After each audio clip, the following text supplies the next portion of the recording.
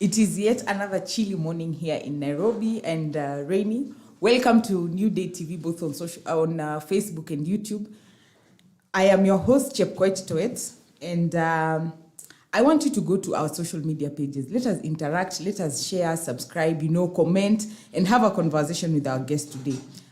Show is the title, Sheria Wiki Hii, and we are glad to be joined by Governor Muchendu, who is a political analyst, a government communicator, a strategist, and also a board member of Konza Technopolis. Karibu sana, Governor. I'm good. Good morning. Good morning. How are you? It's been a while. I think the last time I was here must be somewhere at the beginning of last year. Oh. Yes, and I am glad to be back here today. It's a chilly morning in Nairobi, but we have to endure the weather so that we can make ends meet. Thank you for honoring our invite. Yes. Despite the weather. Yes. Okay, so Governor, we will do a quick newspaper review. So we will start with the Standard this morning. The headline is Revealed Plan to Put Public Servants on Job Contracts. That is by the CS Public Service, Moses Kuria. Yes. From permanent and pensionable to contractual. Yes. What do you think? I think for once I wholeheartedly 100% support the CS, Moses Kuria. Around 2 years ago, I was going through a research by the Mo Ibrahim Foundation on Africa government and how they operate the public service. And one thing that came out of that research is that one, we have public service in Africa is the governments in Africa are the RINA employer. They don't employ as much. But the cost of learning government for public service is very high. This is one. Number two, we have a workforce that is only motivated by salary and security of tenure. They are not motivated or result-oriented public service. Number three, we have a public service that is twice as old as compared to the private sector. And therefore, you have a public service that has not evolved with the new technology. We have a public service that is a case of where you cannot teach an old dog new tricks. And according to ITU, which is one of the United Nations organization, I had a chance to chat with the director for Africa region. He was telling me by 2030, there will be 34 million jobs that will be delivered online in Africa. 34 million jobs.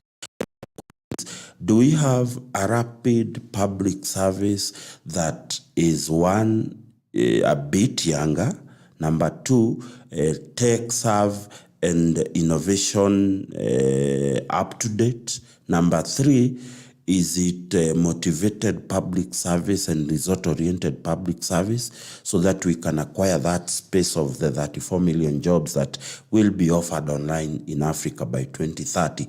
And therefore, the other issue that is a very big thorn in the public service of this republic, it is the requirement is normally when you talk about technical versus support, it should be technical 70% and support 30%. That means the people who are employed to actually deliver for the government should be 70% against their support staff who should be 30%, drivers, cleaners, office secretaries.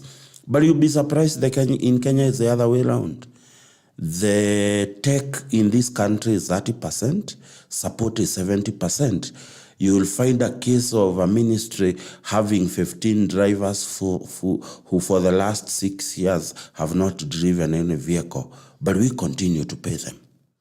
And therefore, if you ask me, if there is one thing that actually can form the legacy of this government and that of the cabinet secretary for public service, it is to reorganize the public service in this country. Because as he has ably put it, is it fair? Is it worth it? Is it something we can live that 1 million people are spending 53% of the budget, while 47 is left to be spent by the rest of the 53 million Kenyans. Okay, so what has come out is there's complacency when you have permanent and pensionable employees, and also there's the lack of training, because I don't know how often the employees there are trained or even brought up to date with what is going on around the world, especially when you talk about tech issues. But we will see how that will play out in the future. In fact, that's something you have touched is very important, especially for the devolution workers, counties. You will find counties go to the Auditor General and you'll be surprised money that is budgeted for training keeps coming back to Treasury every year, year after year. If you go to today, you talk with the current acting Director General of the Kenya School of Government, Professor Nura Mohammed, he will tell you government institutions are not training their people as they should. Government institutions owns billions of shillings of Kenya School of Government because they trained people some years back. They did not pay their bills. Subsequently, they are no longer sending people for training. So we have a public service that is one, relatively, if you go by the Mo Ibrahim Foundation research, that most public services are well-educated people, but are they varnished with the right leadership skills to be able to deliver?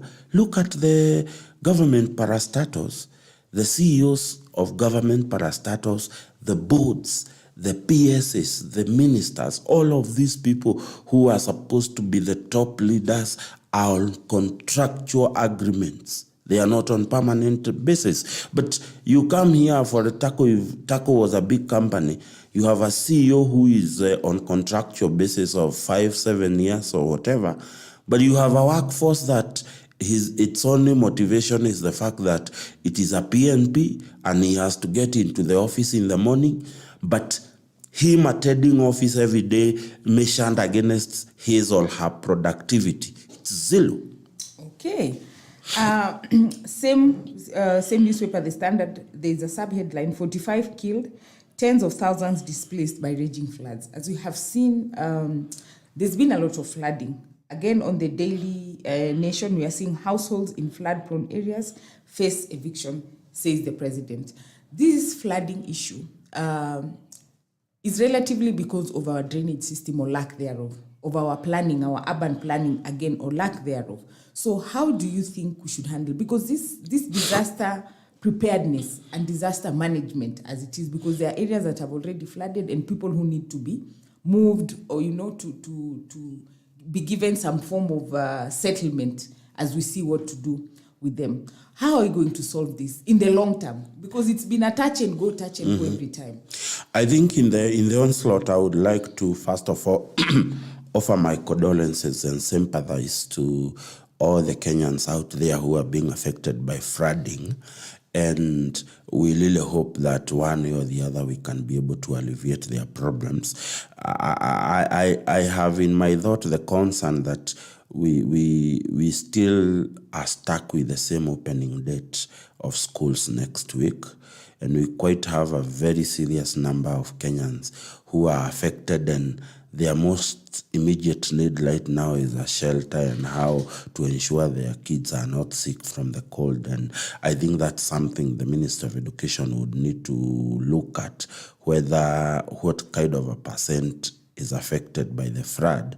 Are we going to disadvantage the kids that will not properly report to school as they should? Number two, I have two concerns.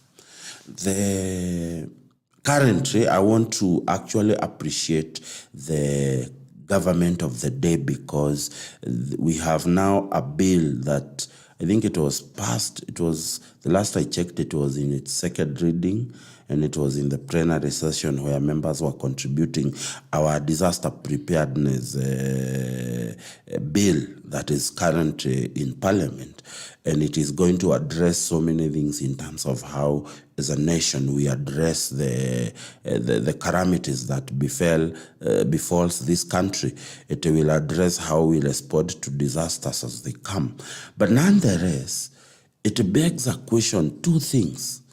One is how our county governments prepared in terms of dealing with disasters, in relation on how the center, the one that has been created under the Ministry of the Interior, how is our coordination between national government and respective county governments, which are the governments on the ground where these floods are happening? That is something that we need to look. And the onus, of course, is on the Deputy President, because he is in charge of that coordination of county governments and national government. By law, his office is designated, he chairs that inter-coordination of county and national government.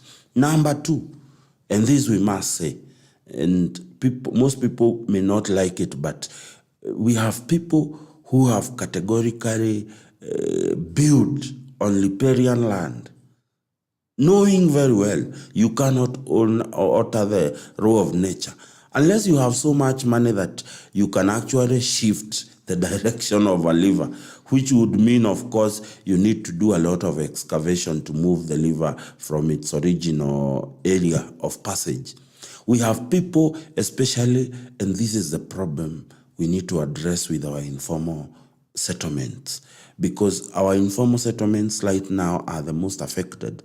If you look at the images coming out of Githurai, Mathare, those areas, you will find that people are most affected because they have built at the edge of the pathway for, floods. It would not be lost in my mind that the last time we experienced this kind of flooding, I was in high school, and most people have not seen such huge and heavy rains coming. And therefore, you will find that most people have constructed on the riparian and the pathway of flood waters. You have people trying to reclaim swamps. Look at the case of Earth River, where you have an entire posh estate submerged in water. I think it is important for our county government physical planning departments to become very strict.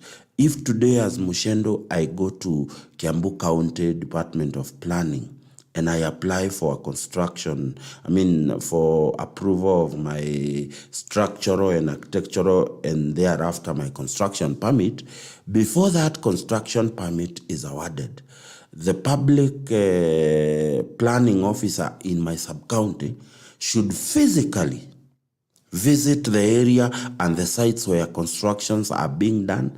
I was in Limuru the other day, my hometown, and I realized that we have very huge 6-7-story apartments being constructed on the route where water coming out of Maguo swamp is using, so that it can end up at where our drainage water as a town goes.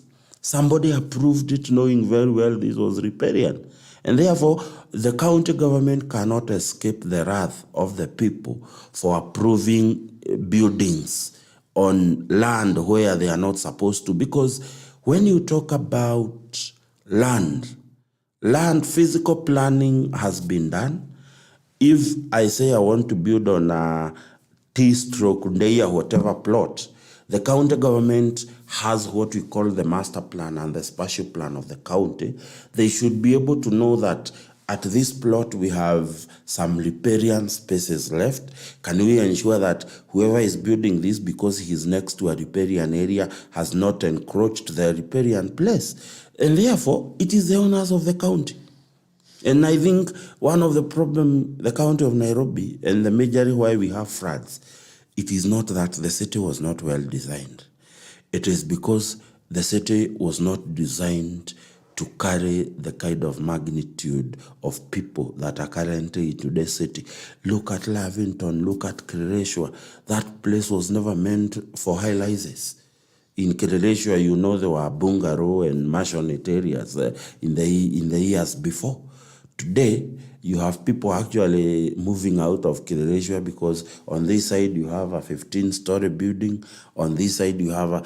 And then when all those buildings feed up to our drainage and also feed up to our sewers, you have a problem because you have a city system, drainage system and a sewer system not designed to actually carry all those people. That's one of the reasons we are building cities like Konza. That today, the kind of systems we are putting in Konza can actually last Konza to 100 years. The master plan is planned to the letter up to until 100 years. We have looked ahead at 100 years, how many people are going to be in Konza. Are the systems and the amenities that are being put there able to accommodate those people? And that is what we need to do today. As counties develop and new towns come up, let us do amenities that are futuristic, that are going to see 150 years beyond, 100 years beyond. Will this be sufficient for the kind of population that will be there? Okay, thank you so much, Governor. On the same Daily Nation, we have Succession Row leaves rich Moi broke. We have always seen there's that issue with the rich families. And then a big test for Ruto over Ogola Air and who will take over from Ogola. I am sure the whole country is watching to see which direction it will take, because Ogola was from the Air Force. Yes. And so does that mean that the next CDF will still come from the Air Force, or will it move rotationally as it always does? So is the Air Force done with its term? You know, what Kenyans must understand, there are two things that have been driving the succession process of the National Defence Forces.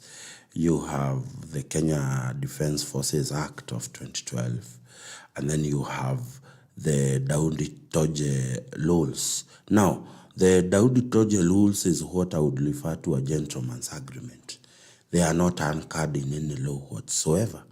And though they may seem to have been the case from the time Daudi Toje was leaving office, because from the time Daudi Toje left office, the leadership of the army, that is the CDF, has always been rotational. You have, I think, General Kiboshi, General Mwathethe, who was from the Navy. And then he was succeeded by General Kiboshi from the army. And then General Kiboshi was succeeded by General Ogora, who is from the Air Force. Right now, if we are going to use the same rules of rotations, there are two people currently who would stand out to be the next CDF. We have the current vice commander of the armed forces, who is currently acting, who is from the Navy. He's from the Navy. He qualifies to be appointed as the next CDF. The current Vice Chancellor of the Kenya Defence College, also from the Navy, qualifies to be appointed the next CDF. But there is also a catch. The president within the Kenya Defence Forces Act can actually promote anybody else to a lieutenant general and equally make him a CDF, because he is the commander-in-chief of the armed forces. And when it comes to the Kenya Defence Forces, you know that is not something you actually tell based on the politics of the day, because it is non-political. It is not open to public scrutiny. The only people who can actually have an idea what will happen next is the Kenya Defence Council, which of course the president, the minister for defense, the PS, the senior military commands, that is the Kenya Army, the Air Force, the Navy, and of course the head of the Kenya Defense College. These are some of the people who sit in that defense council. So I think the president holds the key here, because I can tell you, when the president appointed General Ogora, there was a lot of opposition even within the circles of State House and those who are close to the president. But the president saw whichever wisdom to appoint Ogora. And even now, we do not know who he is going to appoint, because as I have told you, the law and the procedures of the army allows him to promote anybody to a lieutenant general today and subsequently appoint that person CDF. We will need to wait and see, because if people didn't know that, people like Kiboshi, people like Muathethe, they bypassed Ogora. In fact, if the former president, Uhuru Kenyatta, was going to do it in according to the status of any person in the army, Ogora should have become the CDF way before Muathethe and Kiboshi. But nonetheless, this is the army. The succession politics, as the paper has ably put it, it is the president's prerogative to decide whether he is going to promote either of the two guys who currently are from the Navy and qualify, or he is going to. It doesn't stop the president from appointing a CDF still again from the Kenya Air Force, because the Kenya Defense Forces Act does not stop. In fact, they say that the Kenya Defense Council will recommend, and then the president will concur and appoint. Nonetheless, let's see what the president will do. Okay, as Yes. you have rightfully put it, let's wait and see. Yes. On the Star fertilizer scandal, MPs signed motion to kick Linturi out. As we know, Linturi, news titles also on the People Daily, on Linturi as MPs demand his sack. So it has been a cat and mouse game, because when Linturi was questioned, he tried to blame the suppliers, he brought in the samples, there was KEBS, the issue, and all these things. But in this country, as we have seen, Governor, nobody wants to take responsibility or accountability for their actions, again, or lack thereof. Because as a CS, the buck stops with who? You know, I have an issue with the entire agricultural ministry. We cannot continue to actually insinuate and continue to say that agriculture is the backbone of this Kenya's economy. If indeed that remains to be factual, then we need to have someone who is not just known to be the Minister for Agriculture. It is someone who is seen to act, who is seen to perform his duties as expected, being the Minister of Agriculture. And we cannot hide our faces in the sand and assume that everything is okay with the Ministry of Agriculture, unless we want to lie to ourselves and we want to lie to the president that everything is well. I can tell you one of the passionate drive by the president to revamp this economy, it is agriculture. And you will realize that the president has leveraged cautioning agricultural production in this country at source. Instead of giving incentives to manufacturer and people who process what is produced, he is giving incentives to those people who produce it. He said subsidize production, not consumption. Exactly. And when you see a president working on subsidizing production, it is someone who is, number one, looking at the future of the economy, and number two, looking at the way he is going to caution farmers in order to encourage them to produce more.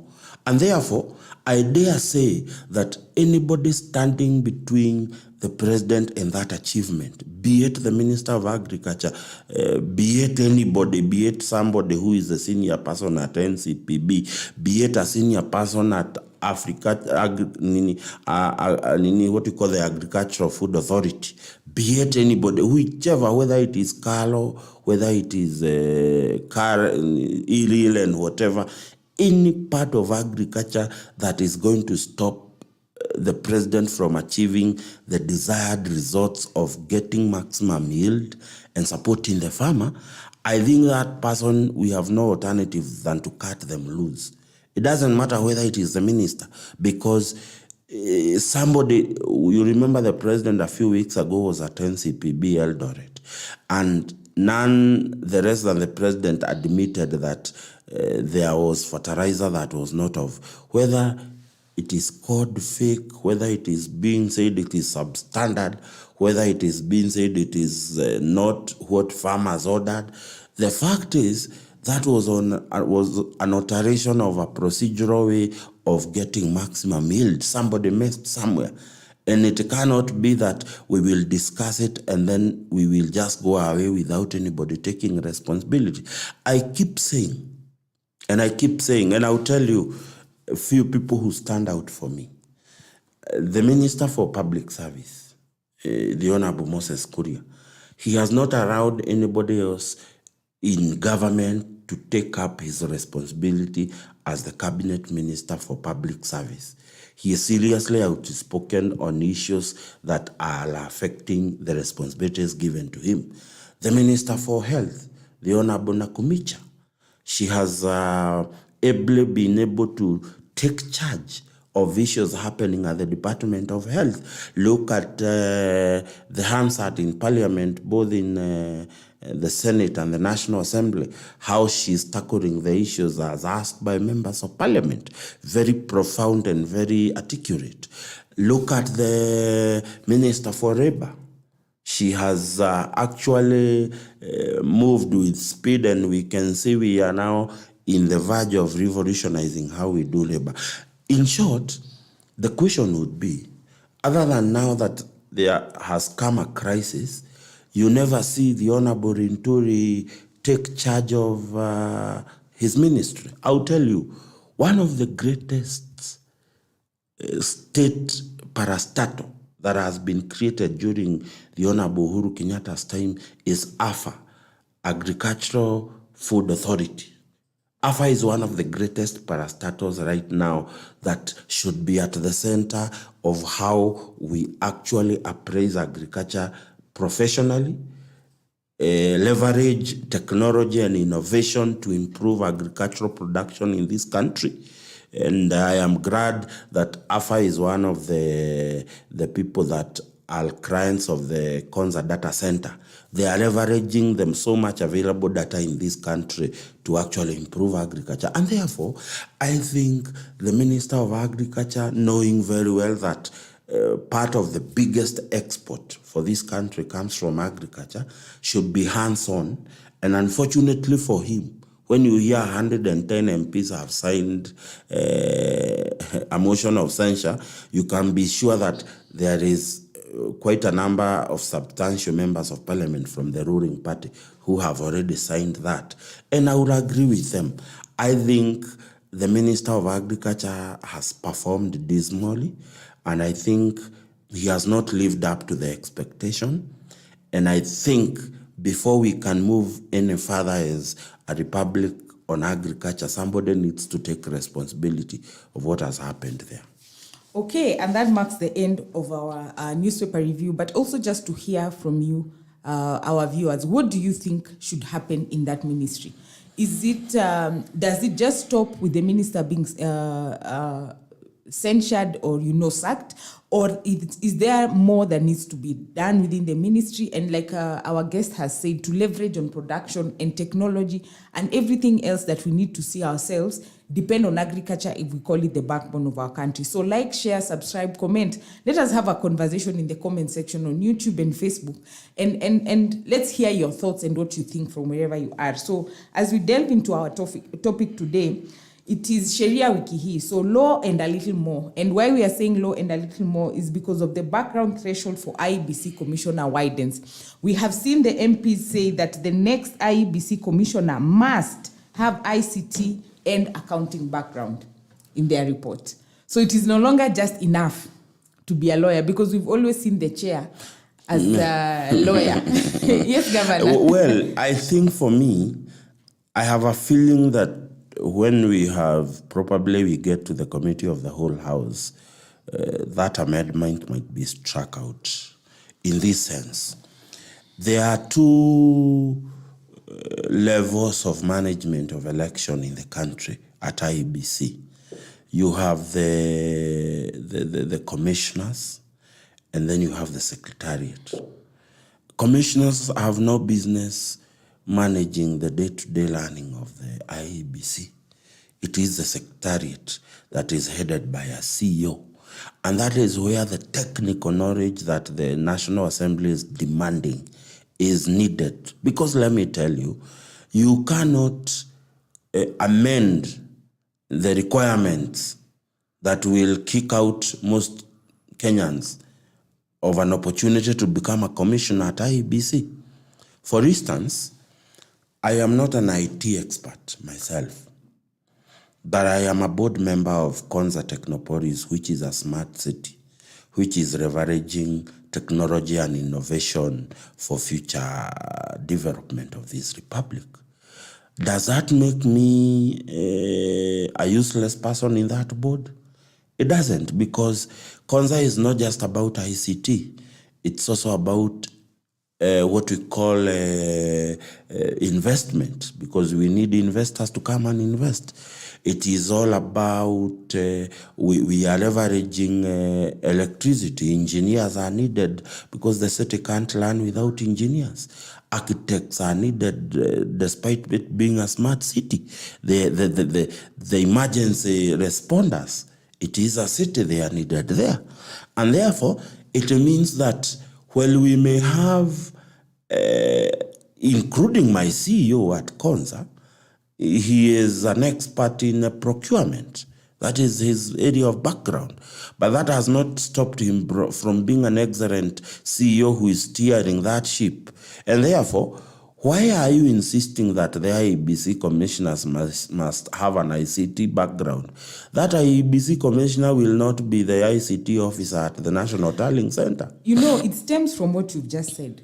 When we look at IEBC, when we hear about IEBC, our assumption as Kenyans has always been, it is the commissioners. Because you see, during an election, that is who is the face of the commission. Then. Yes. But we forget that under the commissioners is a whole secretariat with departments. So whether it is legal, whether it is ICT, whether it is accounting, whether it is procurement. So there's a whole secretariat that has the expertise, as you're talking about, in departments. So do we still need the commissioners? We don't. I will say that in black and white.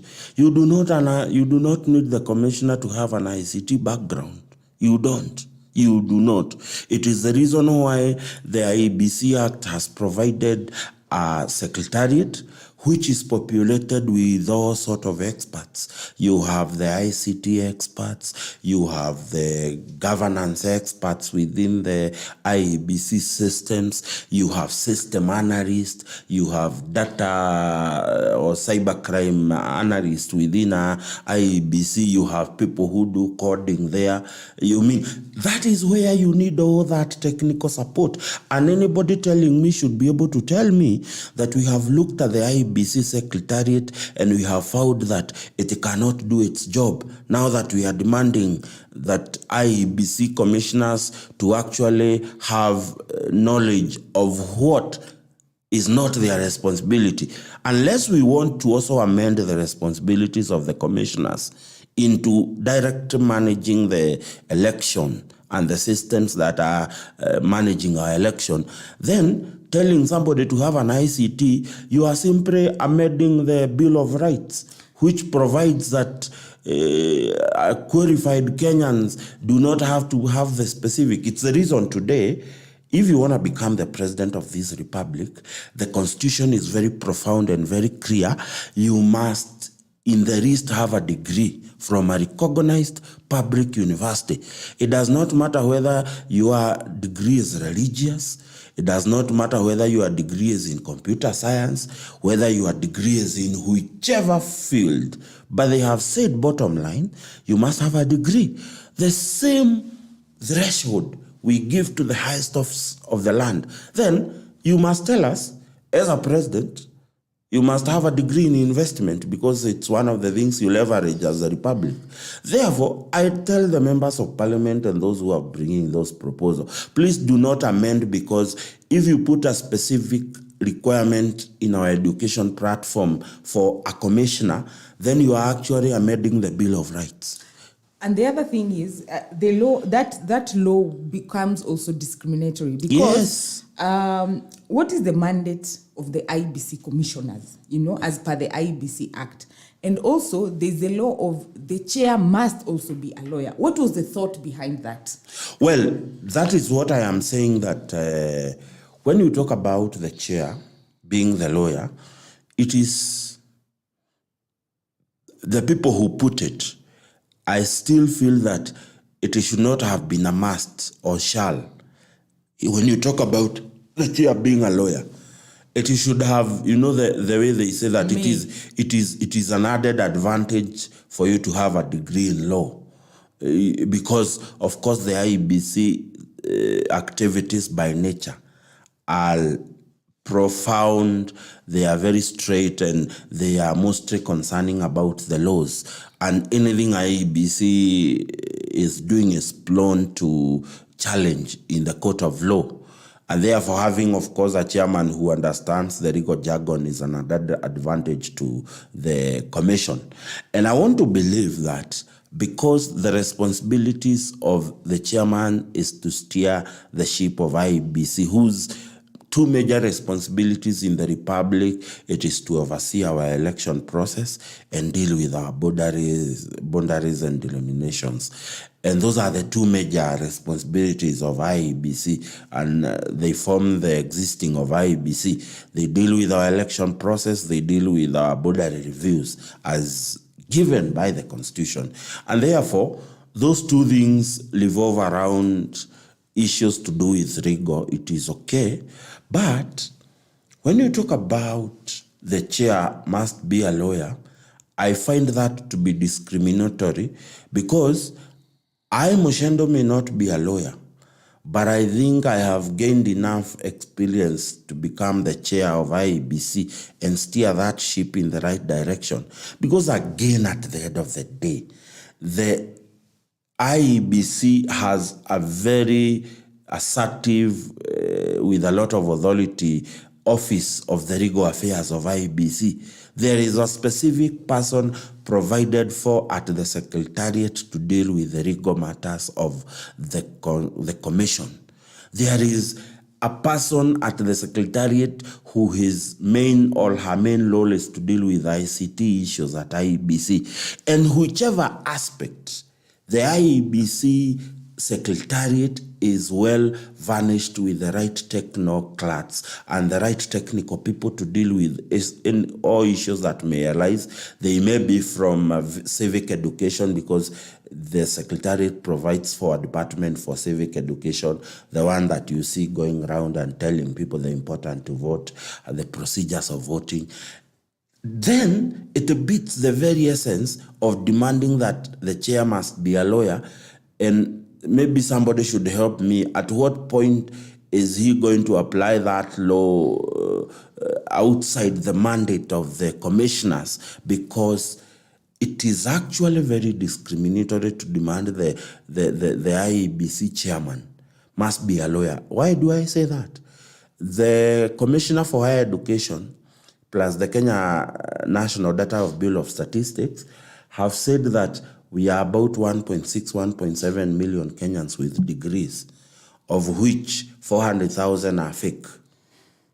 400,000 degrees are fake, leaving us with around 1.1, 1.2 genuine degrees in this republic.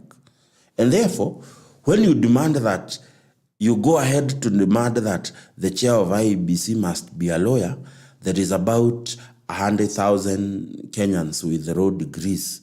And therefore, you have actually usurped the authority of Kenyans and the Bill of Rights of Kenyans in the Constitution, because this body called IEBC is supposed to make decisions on behalf of 54 million Kenyans. And out of 54 million Kenyans, you have actually told 53.9 million Kenyans that they do not qualify to become chairs of IEBC, then that automatically becomes a discriminatory law, because why should 100,000 Kenyans become the people who are going to steer IEBC, which is the most important and department in this republic that holds our democracy at its roots, and we have 53.9 million Kenyans who cannot become its chair? Then I think that is very discriminatory. And it's the reason last election you realize that some people went to court and challenged the requirement of a degree for an MCA, for a senator, and soon even the requirement of a degree for a president may be challenged. Because if indeed we have 1.1 million Kenyans holding degrees, are you telling 53 million Kenyans who go to vote they cannot become president of this republic? And this is the argument. Today, if I walk into a court of law, I am 40 years old. So therefore, I am a product of the previous education system that did not have CDF, that did not have free primary education. And today, I walk into a court and I say, it is not in my making that I did not get a degree. One, my parents were poor. They could not afford money. They could not take me to university. I applied for help. I did not get higher education loans, but did not give me money to go to university. Why must I be punished and not be given an opportunity to compete to be the president of this republic? And people will argue like that because the requirement actually, it is discriminating on those people, unlike us, who did not get an opportunity to go to school and get to further their education. And when you say somebody must have a degree, and in my path I can prove that it was not in the making that I was not able to pursue a degree, it is because the circumstances conspired against me, anybody can argue that case in court. It's the same thing the people who argued for MCAs and members of parliament and senators, because the only degree requirement currently is the president and the governor. The rest, they don't need it. You don't know the reason why? Because demanding for the same, it is actually amending the rights of a Kenyan that are enshrined in the Constitution.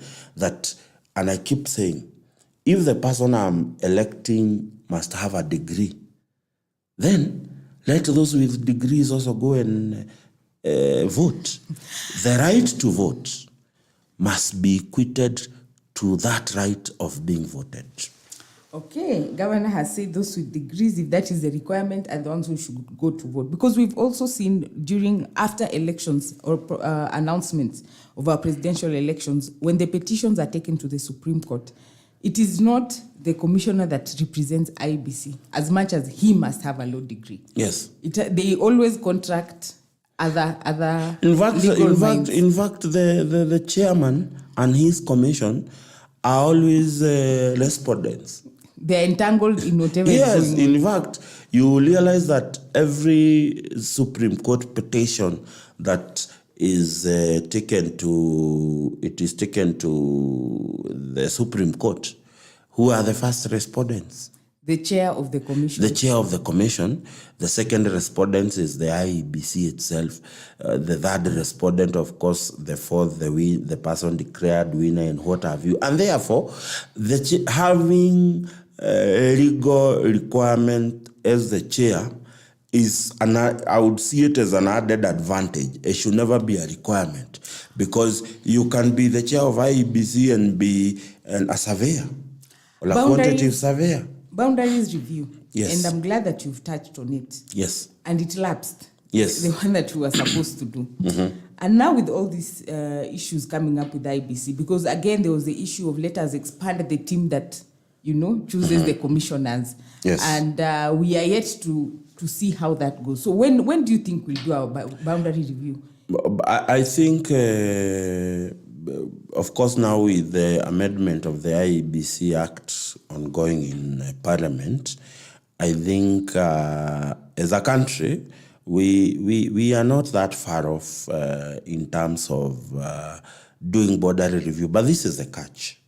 And I want to put it clear because it has been a discussion out there. There is no new constituency unless we first do a referendum. People must understand that. The clause that declares that in Kenya there shall be 290 constituencies, it is a protected clause in the constitution, which would only be changed by a referendum.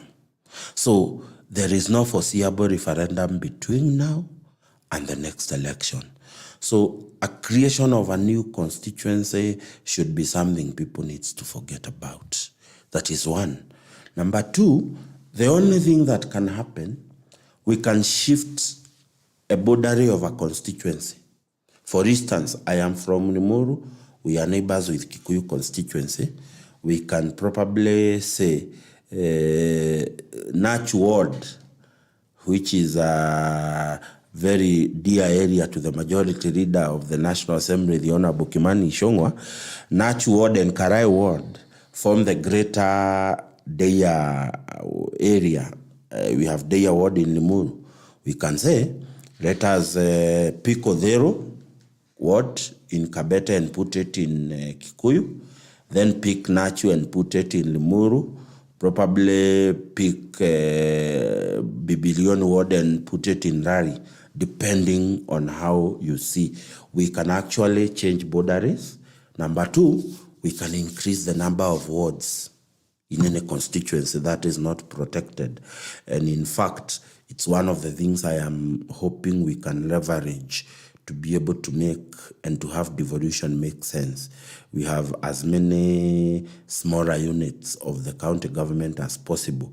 And then hopefully we can come up with a ward fund which would see development targeted to specific areas. So in this cycle, there's two things we are expecting the IEBC Commission to do.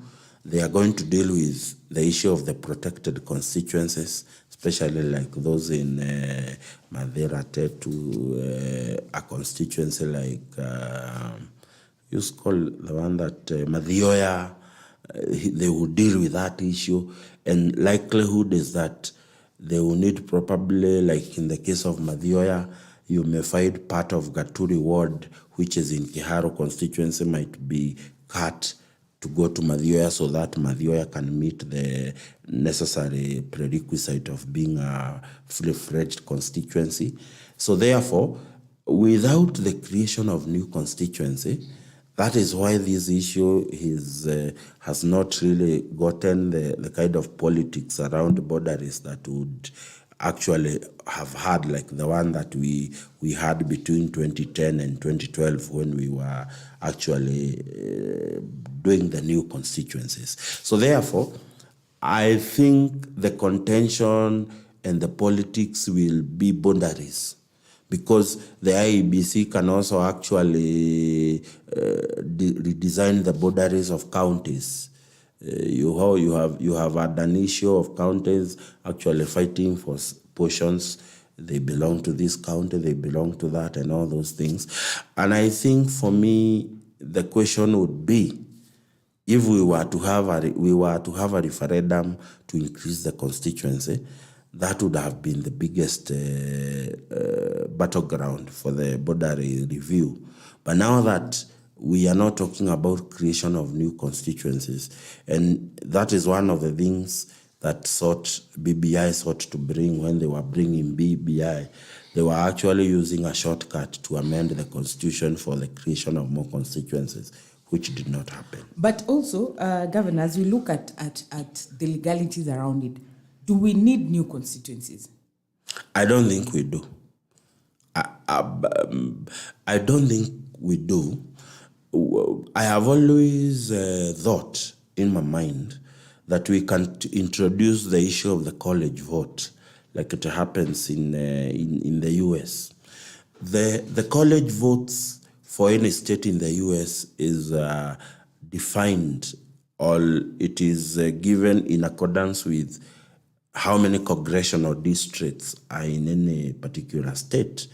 And you will find that that is the nature under which states government and the central government of the US allocates resources.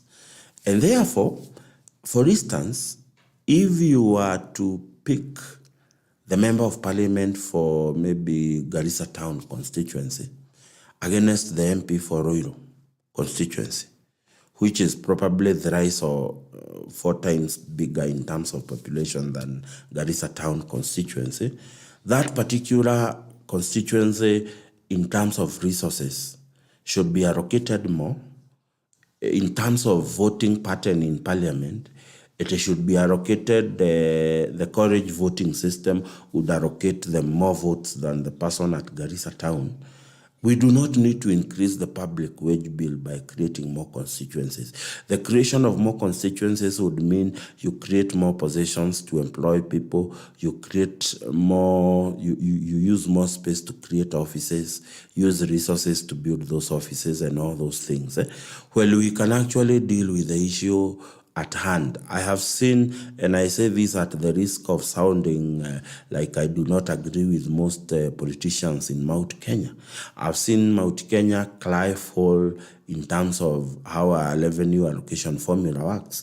That is something we can actually look at. But if we can get a formula of allocating resources against the number of people in those constituencies, you do not need to put more MPs in Bunge. Because the more you put more MPs in Bunge, the more it becomes a crowd.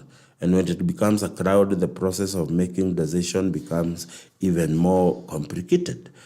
So I think if there is a formula other than increasing constituencies we can use to address the issue of equitable distribution of resources in the country, then we do not need new constituencies. The only leverage the people talking about new constituencies would want, it is because of resources. Because if then resources were to be allocated by the number of constituencies, probably would argue my home Ndeya should become a constituency, consolidate part of Ndeya which is in Limuru and which is in Kikuyu constituency to become a fully fledged constituency.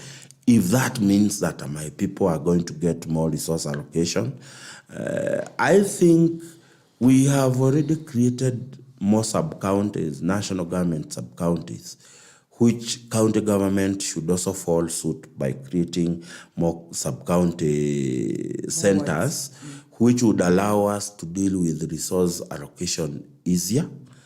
Electing more people does not necessarily translate into getting more resources.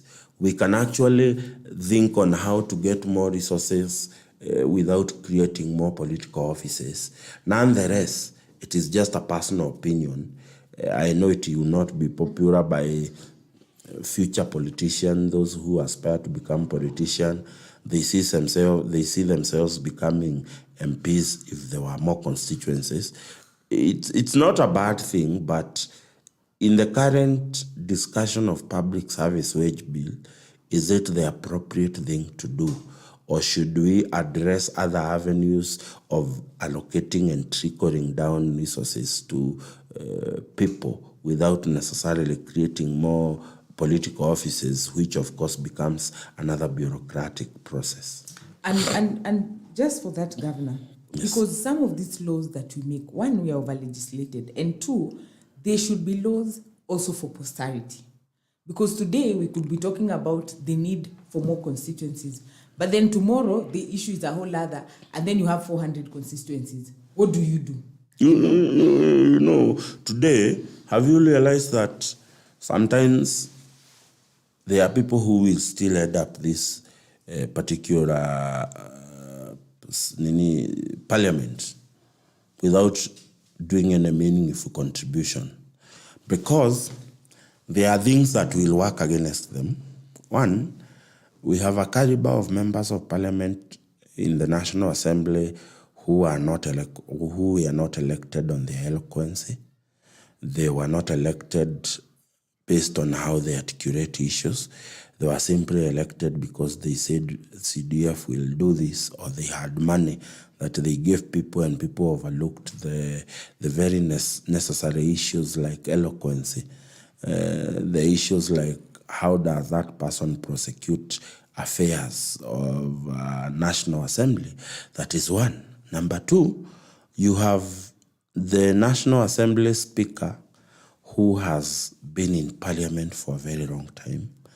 And naturally, there is bound to be what we call biasness in terms of how you allocate people time in National Assembly. It does not really matter whether there are cards that every member puts. At the end of the day, you will put the cards and the speaker will see 100 requests on his platform. And natural instinct will tell him, I have been in Bunge with Kimani Ichung'wah. I know him better. He can articulate issues well. I know Jogona Kiaraho has been here for 3 terms. I can give him. I know Bandi. I know the minority leader. I know. Therefore, the natural justice of expressing and dispensing matter in Bunge disadvantage those people who are new, who are not vocal, who have not understood how to articulate issues in Bunge. They will keep putting requests on the dashboard of the speaker. And the speaker, natural bias, which he probably cannot control, will continue to see him give those members who are in mind. In fact, if I look at this screen, anybody I know or anything I have read is what catches my attention first. And that's the nature of how the business of the House is done. There is likelihood that you cannot have a new member who has not been in Parliament become the Speaker, which is a disadvantage. And therefore, the issue is, why do we even need more members of Parliament? To go and add into the list of those who do not contribute in the National Assembly. The very essence of having a member of Parliament, and I keep telling people, and this is where we miss the mark, it is to registrate, to oversight, and to represent. For you to registrate, you must be able to actually dispense the matters of National Assembly. Because as I have said is that a National Assembly member doesn't need to be of a certain profession. But nonetheless, the core value of a National Assembly is actually making laws and reviewing laws. And therefore, you must be able, for you to be able to represent, you must be able to canvass and be eloquent enough to articulate the issues of our people. One of the things Kenyans miss. We have elected a caliber of members of Parliament who cannot articulate issues, who cannot actually prosecute issues at the floor of the House because they lack basic communication etiquettes. They lack basic eloquence etiquettes. They lack the basic understanding of issues. And therefore, that person cannot actually contribute anything meaningful. The only thing you will ever hear some of the members of Parliament do is say yes during voting. The biggest contribution he has made that has taken more than a minute is when he was being sworn in. And that's a problem. And therefore, I fail to understand, as much as I would like Deya to be converted into a constituency which narrows my area of coverage in terms of looking for votes to become the MP, it's good. But in the long run, as you have said about posterity, is it worth it? Those are the things we need to look as a country. I do not think that our problem is the number of constituencies right now. Our problem is the formula of resource and revenue allocation. That is where our energies should be. Because if the Honorable Kingara, the Member of Parliament for Roiro, which is one of the biggest constituencies in the country, has got enough resources to deal with his people, he has been allocated enough resources for the roads in Roiro, he has been allocated enough resources to revamp the education sector, do people of Roiro really need to have another constituency? They don't. So the issue is not the number of constituencies or the number of representatives. The issue here, and should be our main focus, it is how we are going to disseminate resources to the people. Because as I keep saying, hospitals are built for people. And that means where there are more people, there needs to be more hospitals because they are supposed to serve people. And that should be the natural way of doing things. And I think if we can address the issue of revenue allocation, maybe those who argue for new constituencies tend to think that they need more numbers to be able to move their agenda in parliament. But the question then begs, do the current numbers which you think do not favor you, are they going to vote to increase your numbers so that you can have more numbers than them? It's an argument we need to have. Okay, and as Governor is saying, it is an argument we need to have. So I would also like to hear your comments on our social media pages, that is New Day TV and on Facebook and YouTube. So what formula should we use for our resource allocation? Because as we have seen, in the current formula, there's some form of discrimination, and it has been brought out. You remember even during the Senate proceedings, where there was the issue of 1 man, 1 shilling, yes, and the BBI tried to address it, but we have still not found a formula that everyone is satisfied. I know we cannot satisfy everyone, but we can have a formula that works for most of the people. Anyway, so Governor, as during the constitution making process, which was done mostly by and large by lawyers, again, we go back to the issue of discriminatory. They set it in a way that most of these independent commissions, you need that requirement. So what do we need to go back? Because we have a lot of independent commissions that do not need necessarily to have a lawyer at the helm, as you have rightfully explained and reasoned with us this morning. So do we go back to relook into some of these issues? Do we wait until we have an issue like now with the IBCs when we go back to look at the IBC Act? Or should we do it wholesomely? Do you think it's time to have a referendum as a country? I think maybe you look at every commission on its own merit. For instance, the Constitutional Implementation Commission, of course, probably would have needed quite a number of lawyers. I also think we needed leadership and governance experts in terms of how they implement the Constitution. You look at the Commission on Higher Education, you cannot specifically demand a degree in whichever nature. Again, what is the responsibility of the Commission on Higher Education? It is to identify and be in charge of higher education in Kenya. You cannot specifically say this is the person who is going to do. When I look at those commissions, I think there's one mistake that happened. We called them independent commission, and some of the commissions have messed us. Look at the Public Service Commission. The Public Service Commission is an independent commission.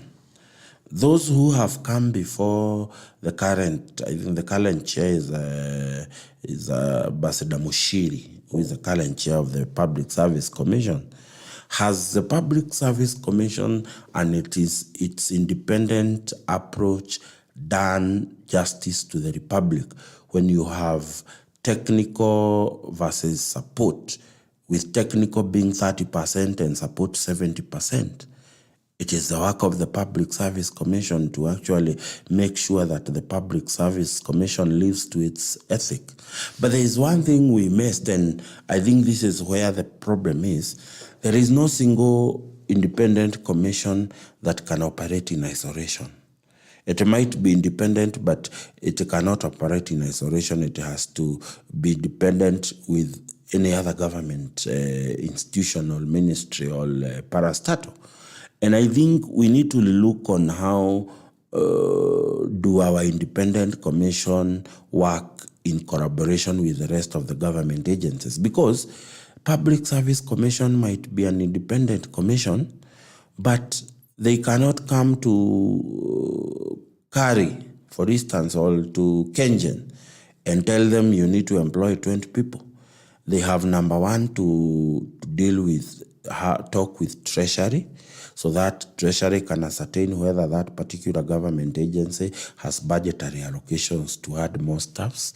They have to speak with SRC, which now again determines the salary scales for those people who are being employed. They have to speak with the Ministry of Energy, which again is the mother ministry of that parastatal. There has to be a working relationship between a number of government institutions, despite PSC being an independent body. And therefore, we need to find a balance and a working formula that is legally registered to be able to provide a better process of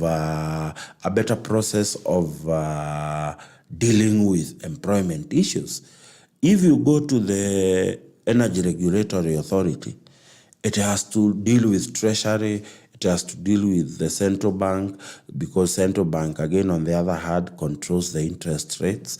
The interest rates and the import assistance determines how the landing fee of fuel is going to be.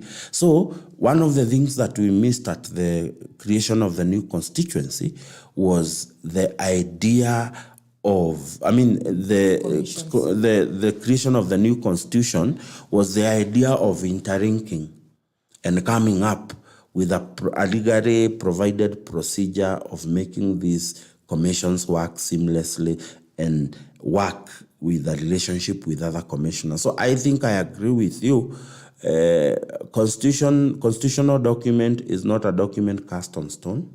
It is a document that can be revealed. It is a document that we need to run from. We passed to ourselves a hybrid constitution, and we have been implementing this constitution for the last, 13 years.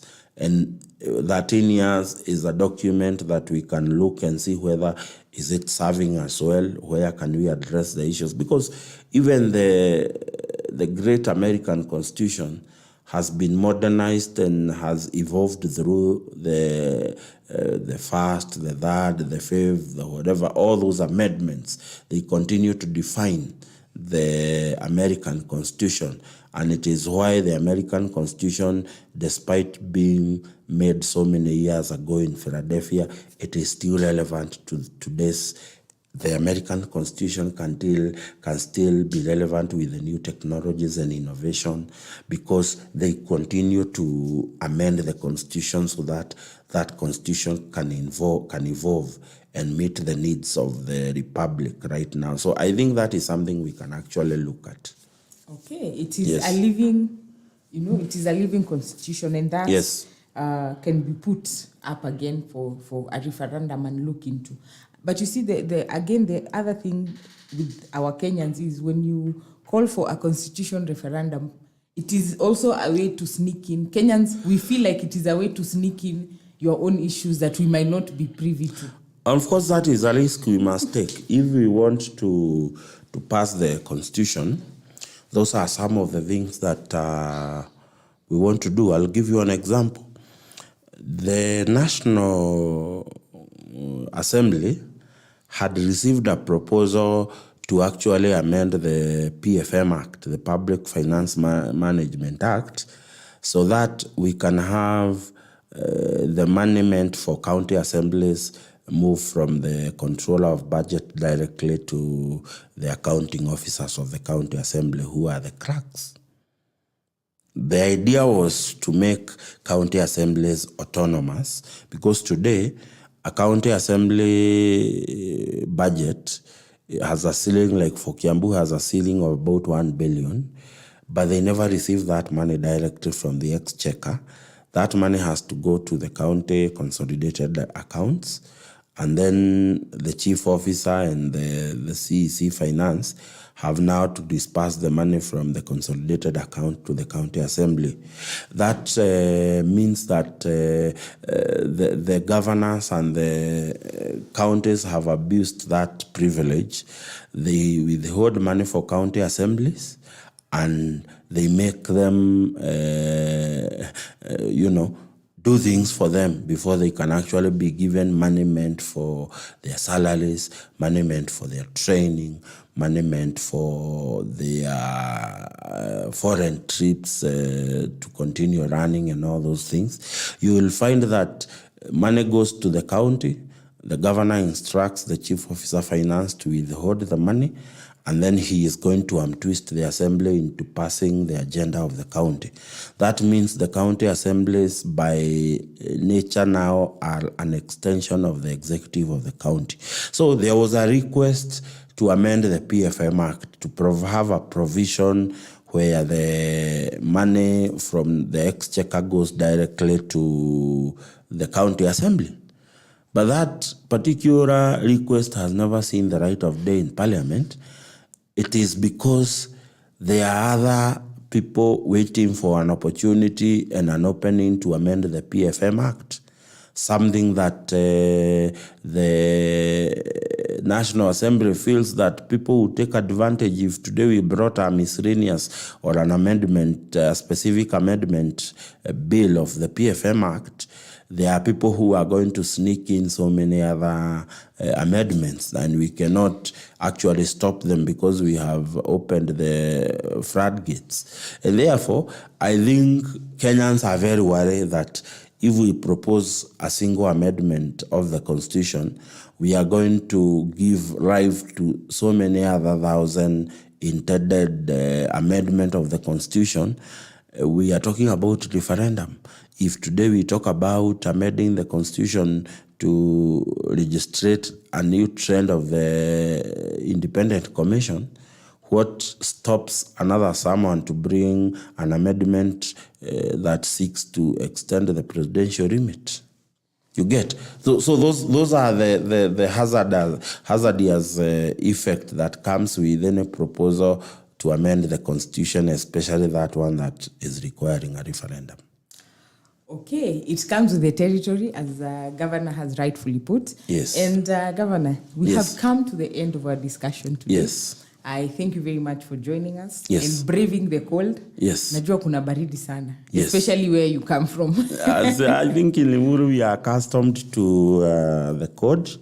I want to appreciate the time given to come and articulate those issues. I also want to make an appeal here to our younger generation. At Konza Technopolis, we are dealing with not just building of a smart city. We are in charge of a very rigorous and very instrumental program being spearheaded by the president called the Jitume program.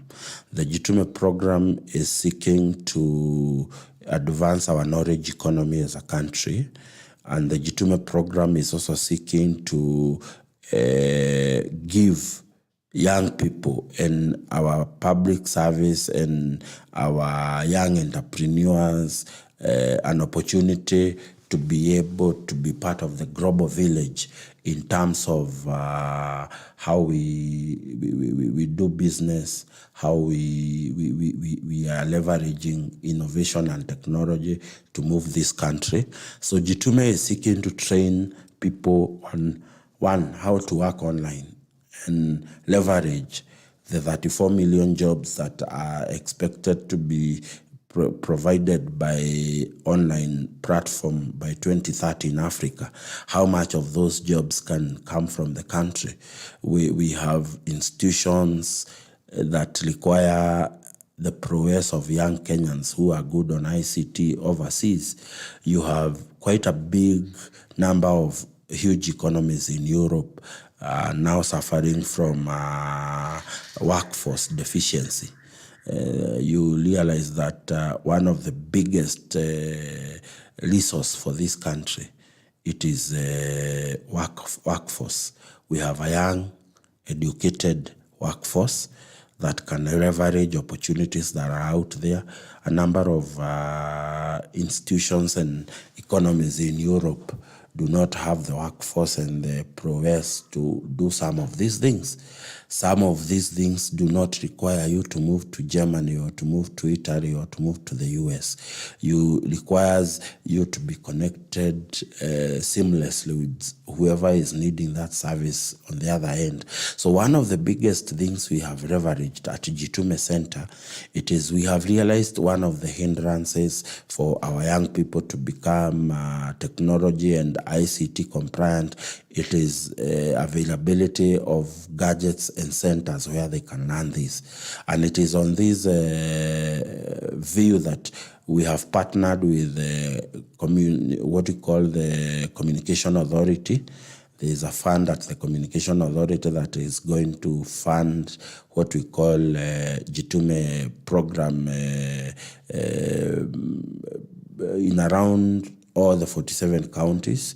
We are doing a few of them, and then the rest of them will be done in collaboration with CDFs, and that's the reason why we had the CDF amended, so that it can be able to provide funding for these centers. And therefore, we are calling upon all the young people. You are there, you went to school, you did accounts. You don't have to tarmac looking for a job in the country.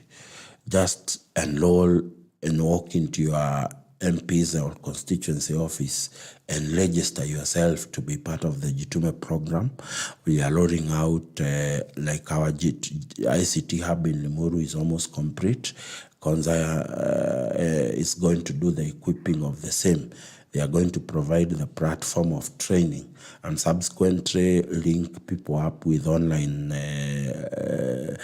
connections to be able to perform these duties and make money. We have people who are making up to even have 1 million shillings a month, and they are working online. So just go to any social media. You can check at Konza or Jitume program, understand how this program works. It is one of the things we are leveraging. It is where the famous saying that Aptengere has come from. And it is true. The president was very right that just at a click of a computer you can make money. So I think it is something that we can actually leverage on. Okay. Yes. We have heard from the director. He also doubles up as a director at Konza Metropolis. And that is a good program for young people, as we have been told by director here. Let us go and look for Jitume program. And Jitume pia. Yes. Muone ni nini iko kule. Yes. Thank you so much for joining us this morning on New Day TV, both on YouTube and Facebook. Kindly share, like, subscribe, comment. And if you missed this part of the conversation, don't worry. It will be uploaded to our YouTube channel where you can go back and rewatch, because there's a lot of information here that you could pick and would be helpful to you. So I wish you a nice weekend, a lovely weekend. Be safe out there. Mahali kuna floods, please avoid, like the deputy president said, do not tempt nature and don't push it. If you feel like you're not safe, you'd rather move hata uombe nafasi kwa jirani, because we need you alive tomorrow. Very important. Let people take care. Do not try to become the champion. Frats do not know your prowess in driving. Frats do not know your prowess in swimming. Fresh floods carry with them a lot of hazardous things, and therefore it's good to take care. And of course, those who want to invest in land, masaa ya kununua shamba ni sasa.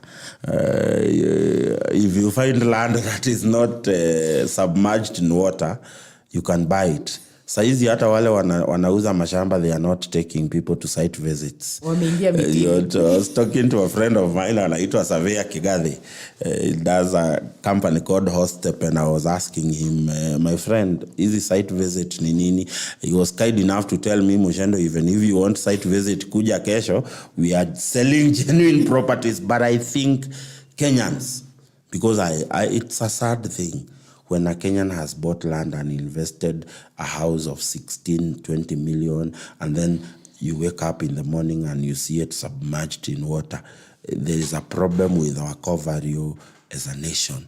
And that is something people who are doing investment and marketing investment, they need to be very direct. They need to be people of outstanding, respectable stature in society, that what you sell, it is not something that can have a Kenyan lose an investment of so many millions, because most Kenyans getting 30, 40 million, it has taken them quite a sizable number of years. For it to be washed in 1 week, it is very wrong. All right. So enjoy your weekend and see you on Monday here on the Tackle Show. It will be our Common Sense edition, and we hope to see you then. Thank you. Asante.